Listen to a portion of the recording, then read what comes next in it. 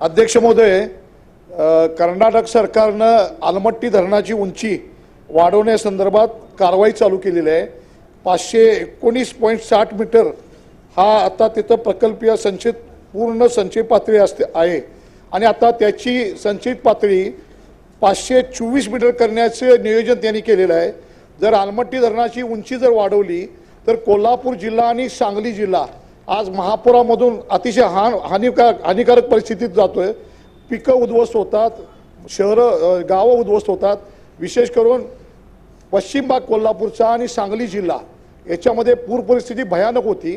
जर 524 मीटर उंची केली त्या ठिकाणी कर्नाटक सरकार याची अंमलबजावणी करायला लागले। त्यासाठी जमिनीचं हस्तांतरण करणं या सेवा त्या ठिकाणी त्यांनी चालू केलेल्या आहेत कर्नाटक सरकारनं।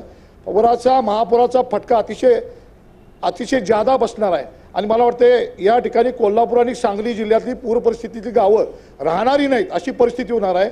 त्याचा संपूर्ण फुगवटा या कोल्हापूर आणि सांगली जिल्ह्यामध्ये जाणार आहे, या पूर परिस्थितीतल्या गावामध्ये जाणार आहे। तरी या ठिकाणी मुख्यमंत्री आणि उपमुख्यमंत्री या दोन्ही उपमुख्यमंत्र्यांनी केंद्र सरकारवर पंतप्रधानांना या ठिकाणी सांगून या ठिकाणी या धरणाचं जे कामकाज चालू होणार आहे उंची वाढवायचं ते स्थगित करण्यासाठी आहे। वडनेर समितीचा अहवाल आहे, त्याच्यावर रुरकी समितीचा अहवाल फेरप्रस्ताव आपण तपासणीसाठी मागितलेला आहे। तो फेरप्रस्ताव अजून रुरकी समितीचा यायचा आहे। त्याच्या आधीच या ठिकाणी कर्नाटक सरकारने काम चालू केलेलं आहे। भयानक परिस्थिती कोल्हापूर आणि सांगली जिल्ह्यावर येणार आहे। महापुरात कोल्हापूर आणि सांगली जिल्हा पूर्ण वाहून जाईल अशी परिस्थिती निर्माण होणार आहे।